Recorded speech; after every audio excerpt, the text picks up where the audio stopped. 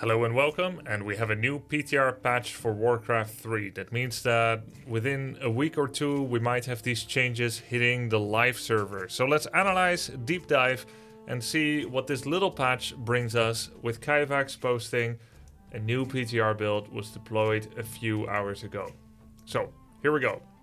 Immolation mana drain per tick increased from 7 to 8 mana. Sentinel research cost for Huntresses 100 to 50 lumber. It's still 100 gold. Arcane Tower mana burn on heroes now 18 instead of 12, with regular units being 24. I don't know if regular units were already 24. I think they were. So unchanged. Sundering Blades bonus reduced from 15% bonus damage on knights to medium units, medium armor, to only 10% bonus damage. Troll Headhunter hit points reduced from 375 to 350. Pulverized Torrents upgrade that makes them do 60 splash damage instead of 20, with a half amount on an outer radius for both, will cost 100 gold and 200 lumber instead of 100 gold and 225 lumber. Cannibalization cost that allows ghouls and abominations to heal by eating corpses, 50 gold and 15 seconds instead of 75 gold and 30 seconds. Claws of attack +4 instead of +5. Likewise, 1 damage lost on the claws +9. Potion of Greater Mana, now only 200 mana instead of 250. Wand of Mana Steel always used to be 50 throughout the lifespan of WarCraft 3. A few months ago, it was increased from 50 to 65. I thought 50 was good already. They are rolling some of it back. I think it can go back to 50, but 60 is fine as well. Because I don't think a large power imbalance between different items is that big of a deal. There's RNG. There's luck. Welcome to the Grubsters. Thank you very much, Mikarai. There's some RNG in WarCraft 3, and take it or leave it. If you're unlucky, try to play another game. Maybe you'll be lucky. Lightning Shield removed from the item table. And then after the end of each season, MMR will now have a hard reset. Previously, MMR did not fully reset after each season, and the map pool has been standardized to have 10 maps with 5 vetoes for all modes. Alright, there's a couple of things I like here, there's a couple of things I don't like. I'm gonna give my feedback and my thoughts on both what's in here and maybe some of what's not in here. I know that Reforged has still some Blizzard people working on it, in addition to the Playside Australian game studio working on the game as well as a work-for-hire company. So I don't know who will be hearing or reading this, but hopefully someone will see this feedback and find it useful somehow. So let's start at the beginning. Immolation mana cost drain per tick increased from 7 to 8. I think it is correct that Immolation is a little overtuned, but probably I agree with some others that have also commented it might be better to deal with this via a damage reduction. As Immolation mana drain, it will affect your sustain, but it doesn't affect the total damage output, therefore the creeping speed and the usefulness in fights. I have not found them to go out of mana early enough to matter with the massive amount of damage it deals. This will help a bit, but probably not enough. I'd like to see probably a 5 or 10% damage drop on Immolation. I don't know the exact numbers, but I agree with those that think the damage can go a little bit down again. But I do think it's nice that it has become a valid alternative. Immolation is a fun spell to use and to see from both sides of the matchup, with and against Night Elf, and it is a welcome change from the standard mana burn evasion, with Immolation being a meme. So I think for the... Oh, that's... I thought I had a tick mark on... I had a tick mark on copy-paste. I don't know what that was. oh! I wrote my challenges that I was going to be playing later. So I like the fact that it is coming in with a nerf, but perhaps not the right amount. Should be damage drop instead. Okay, then Sentinel research cost from 100 to 50 lumber. This is a tier 2 upgrade that allows you to put owls. Or is it tier 1 now? I think it got buffed to tier 1. From 100 to 50 lumber. Pretty much when you're playing as Night Elf with Huntresses or Archers as your main army, you never are wanting for wood. Pretty much. even with small amounts of wisps, even if you get harassed, you can still spam units and then have enough wood for tier 2 and have enough wood for an expansion and so on. So the lumber drop doesn't seem to do anything. Of course, the question should be, does Sentinel need to be buffed at all? And I think maybe yes. I like Sentinel, and here's why. Ultravision, I think, deservedly got removed from tier 1 and is now on tier 2. And every time I played Night Elf, I found it sorely missing. Because it's true, it was a big advantage. You can entirely plan all the engagements at tier 1, and it was a bit too powerful. Coming out at tier 2 means that it is not available for the first night for the most part. Or maybe a little bit of it. And that's a good thing, I think. But with that, Night Elf has lost some vision. And while Ultravision was a very free and easy ticket to vision dominance, and therefore decision-making dominance, Sentinel both requires a Huntress and an upgrade. And it is counterplayable, because you can cut the tree. Except if you put 2 Sentinels, one on the outer tree, and then you have vision of the inside tree, and then you put another one there. But that doesn't reveal as much of the path. So it has counterplay. It needs additional investment if you want to get it unremovable. And it is less effective when it is unremovable, because it is not on the outcropping of a tree, but on the inside tree. So with all that, Sentinel is a much healthier, design-wise way of getting vision. It has several prerequisites and it has several costs. Ultravision pretty much does not. It's always there. It's ubiquitous. It's everything. So I think, again, buffing it is good, but I would say via Gold Drop, as Hunter strats do not really require lumber. I would say Gold Drop instead. Or it could be like 75-75 perhaps. Right? Okay, then Arcane Tower feedback increased from 12 to 8 on heroes. This one I can't really agree with. I think Arcane Towers are extremely powerful. Why didn't it turn red? Oh, color 1. Pro paint user.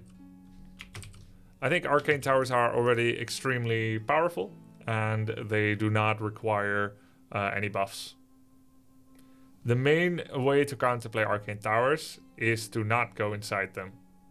Going inside them with a hero during any attack that doesn't end the game right then and there is like suicide to your game plan. You will lose hundreds of mana even before you kill it. Nobody wants to be hit by them even once, and this just makes the punishment of getting hit so much worse. Human maybe does need human is the least prevalent at high level play, I suppose. There can be many reasons for it, but it could be that they need some help. If that's the case, you could just buff Guard Tower by 1 damage. Like, I don't think mass towers are a problem anymore for human. You could buff Guard Tower by 1 damage. That's going to help you against regular units, and it's also going to help you against heroes. Or you can keep Arcane Tower mana burn the same, but just add 1 extra damage to it, so that an Arcane Tower will be a little bit more helpful against something like a Gargoyle, a Wyvern, or a Huntress. There are other ways than to buff mana burn. I would not recommend that. Sundering Blades. I think that's a good change. Oh, wrong one. I think that's a good change, because Sundering Blades, it's too crazy. Human, here's how Human basically beats Undead. It's by fast expanding and then going tier 3. And then if they can get to tier 3 with 3 heroes and an arcane a staff of sanctuary, and they can get a couple of knights and like a squadron of 6 to 8 flyings, if they get there, it's almost insta win, right? But if Undead kills too many peasants, they do too much slow on the tier 3 on the expansion, then Undead wins. So somehow we need to have a little bit better early game for Human, to the point where they don't get wrecked by early like Skeleton and Coil harass or Feral Spirit harass. A little bit better early game, but not having it entirely through the power of this Knight just completely crushing enemy ranged units, including Crypt Fiends for the most part. That's where this comes in most. Troll Headhunter hit points reduced. So there's a couple of ways you can go with this if you want to nerf Headhunters.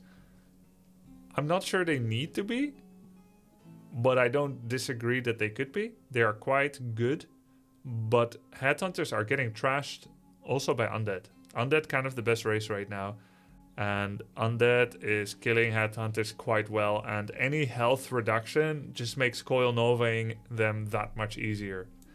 I would say if you're gonna do this, right now Headhunters go like this when they go tier 3. If you're gonna do this, then they're gonna be 450. That's a huge problem. Even 475 is really, really weak. So if you're gonna drop them to 350, the upgrade to tier 3 should at least add 125 health instead of 100. That way you keep tier 3 Headhunters the same, but you make the rushing Headhunters, the early Headhunters, weaker. That's an option. Alternatively, you could just increase the cost a little bit by Headhunters, like plus 5 gold or plus 10 gold, and then see how that goes. I would also love to see argumentation for some of these changes. We can help Blizzard / Playside a lot better if we understand the goal that is attempted to be achieved, right?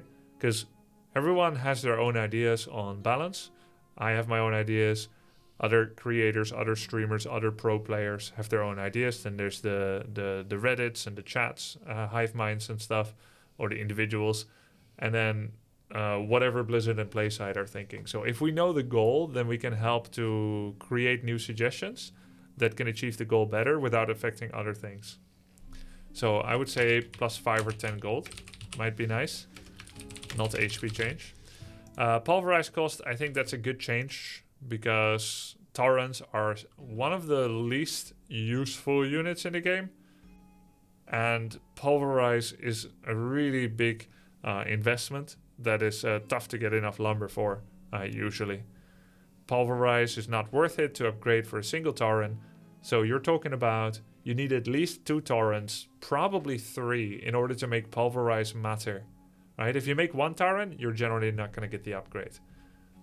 And if you have 3, then you will. So we're talking about getting to tier 3 with the totem, and then making 2 to 3 Torrents, then getting the upgrade. And now you've got an army that has something like a 5-minute warning to an opponent. I am going to go heavy melee. And because unlike the Slaughterhouse and the Barracks, which make Abominations and Knights, Totem does nothing else to the things that counter it. So if you look at Barracks, it makes Knights, but it can make Rifles. So now Wyverns that can attack Knights with impunity get countered by Rifles. Right? You can make them from the same building. Slaughterhouse makes Aboms. How do you counter Aboms? Well, you could make Sorks and Polymorph to counter Aboms. But Slaughterhouse also makes Meat Wagons, which counter Sorks. And it also makes Obsidian Statues that become Destroyers that counter Sorks. So a lot of these buildings have the counter to their counter built into them. It's the same for Ancient of Lore. You make Bears, counter with Destroyer, but it makes the Dryad as well that counters the Destroyer. It can literally not be hit by the Destroyer, and it deals bonus damage and slows them.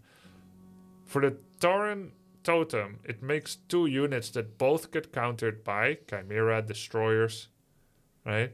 So the long-winded upgrade path to some of the higher tier upgrades in the Totem are a problem, which is why you pretty much never see pro play or a lot of games in general in solo play, which is my perspective, based around Spirit Walker's Masters and Torrent Totem, Torrents with Pulverize.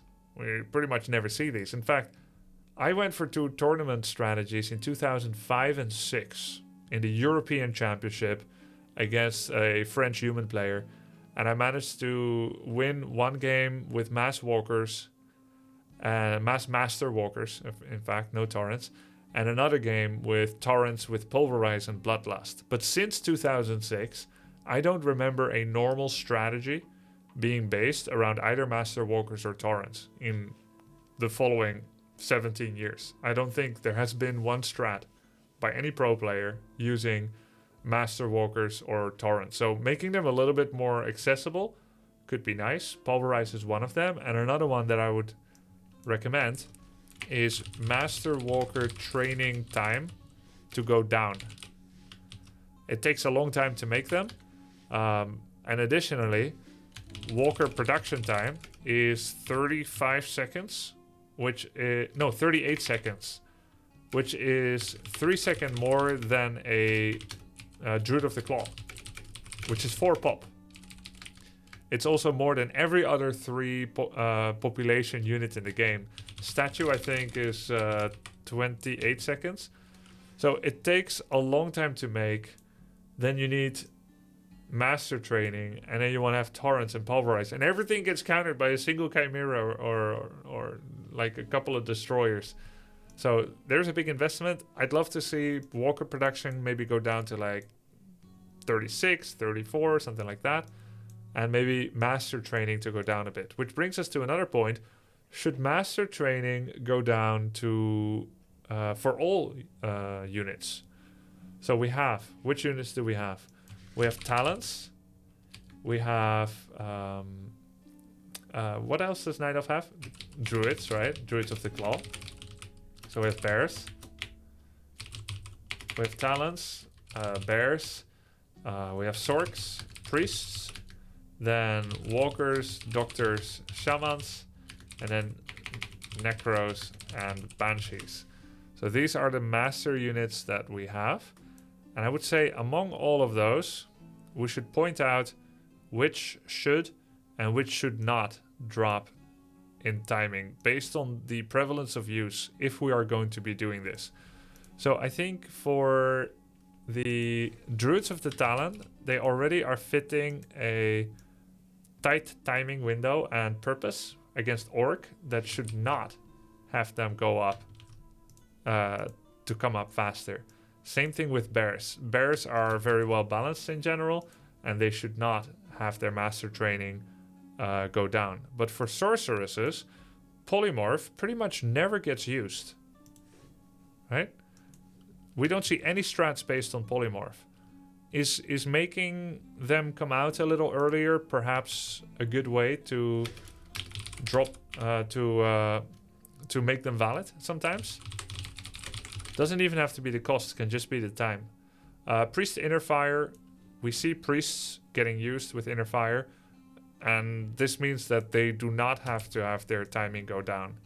For walkers, I would say yes, it should go down. They pretty much never get used masters. For doctors, it's debatable. We pretty much never see it in 1-on-1. We do see it in 4-on-4, and it is a powerful ability. And I'd say kind of on the fence about it. It could be nice, it could be strong, but doctors, again, are not part of any pro strat, ever. Ever. One doctor maybe with sentry, but never stasis ward and never healing ward. So I'd say for doctors it can be done. Shamans do get used some in pro play now, so it probably does not need to be dropped in master training timing.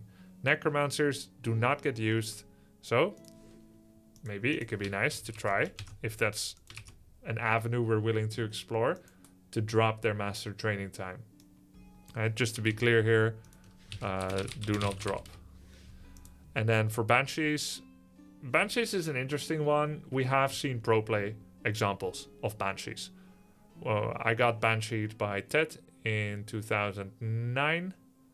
We have seen Banshees against Bears over the meta of WarCraft in the last 20 years. We have seen Banshees against Knights. We could see it again, right? Master Banshees. So I would say I'm kind of on the fence about it. I'm not quite sure. So we're going to have to wait and see whether that should or should not be done. So that's my thinking that flowed forth from this point, basically. So let's go on to the next. Cannibalization drop. I like it. I'd say this is a good change. We don't see it used that much, but it's nice to get it a little quicker. So I think it's worth a try. Both the timing and the cost. Claws of attack 5 to 4, I would say do not agree. because it is already weaker than Circlet. Some item imbalance is to be expected, right? I think some item imbalance is to be expected. Everything is not the same, but Circlet's already better than 5. And we had so far not addressed Circlet, right? Or Circlet 1-1 now. But anyway, Circlet is still better. Clause of attack from 9 to 8, I think is okay. I think that's okay. So let's just put this tick mark here because it's getting a little crowded. Then for Potion of Greater Mana, I would say I agree. It's very strong. It's too strong. Mana is extremely valuable resource. Let's drop it. Wand of Mana Steal. Again, I agree with that. And then for Lightning Shield removed from the item table, I always think an impoverishment of the table of drops is not a good thing. Imbalances are to be expected sometimes. I hate it when the enemy takes a Sentry Ward against my Blade Master. Humans hate it when you get a Lightning Shield. And then there's illusions and replenishment. Some are better than others, but they're all fairly situational. Sometimes better than others. I disagree with this. I understand those that are happy with it. Just like XP Tome was removed. But I think WarCraft 3 is a game with some luck, and I like to embrace that. Sometimes you find Unholy Aura, sometimes you find Endurance, and you already have a TC. That's part of it. This is why the items are able to be sold for more, so that if you find something worse, then you can just sell it. Sell value is now 60%, and it used to be 50%. So I think that's an RNG balancer. So those are my thoughts on the balance that we see. There's of course things that we do not see. I'd like to go more in depth about some of the things that are not in here and that maybe could or should be changed, but maybe that's time for another video. Then finally, let's talk about ranked. Hard MMR reset. This is the kind of thing that I think is like vanilla WoW, except it's actually true. You think you want it, but you don't want it. A lot of people that want hard reset of MMR, they think that this will give them the chance to climb higher and that everyone has equal chances again and so on. But I think MMR exists to match you up with players of your own level. And that means if you have a hard reset, you're going to have all the good players and all the bad players. Bad players worked so hard to lose so many games to finally get to a point where they get 50-50 win rate against other bad players. They're suddenly matched against top players. Top players have worked hard to increase their MMR to meet challenging opponents. Why undo all that work? Why undo all the information that you have? It's just making everyone a smurf and out of their depth, depending on your level. So I think this is a really bad idea. I even personally don't like soft resets, where you give everyone like an MMR leeway that pulls them more towards the center. I think it's not a good idea. You just create much worse quality games. And on top of that, I would like the BNet system to be more responsive to your level. Probably not a good thing for my challenge series, since I can play dozens of games on a Smurf.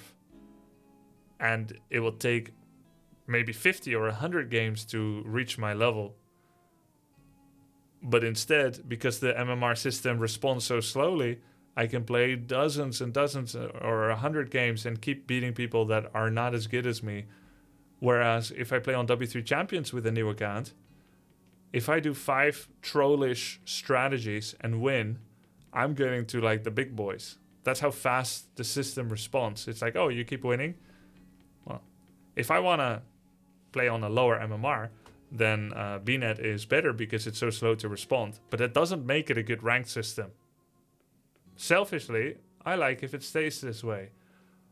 But I think for new players, it is better that when they play their first game and lose, and then they play another 4 and lose, that they get to the bottom of the barrel really quickly. And it doesn't take another 20 games to lose, to get low enough to the point where they match their own. And Glico system does this, right? Glico and Elo systems, they get you to where you need to be much quicker. So I don't support full reset, and I would like a more responsive MMR system. The map pool has been standardized to have 10 maps, well-known classics and new community maps. I agree with this. I like this. But then it should be remembered that if you have 2 players and 10 maps, and you have 5 vetoes each, you could veto all 10 maps. Then what happens? Do I play on a map that I vetoed? Can I not match that opponent? Or do we play on a secret Easter egg map? So what Blizzard always did, and what most should always do, is that if you have 5 vetoes each in a one-on-one, you have 11 maps. That's the only way it makes sense, right? 11 maps, 5 vetoes each. In 2-on-2, it would be 11 maps, and you have 4 people vetoing. Right, so you need 13 maps. If everyone has 3 vetoes, 4 times 3 is 12. Then you have 13 maps. So that you don't get to a point where everything is vetoed. So, take the amount of vetoes that every player has, then add 1 map, and that should be the pool. So this is technically an X for me. That's my feedback. Hope it was helpful. And yeah, see you next video. Hope you guys will enjoy the PTR, and hope that Blizzard/Playside found this useful. See ya.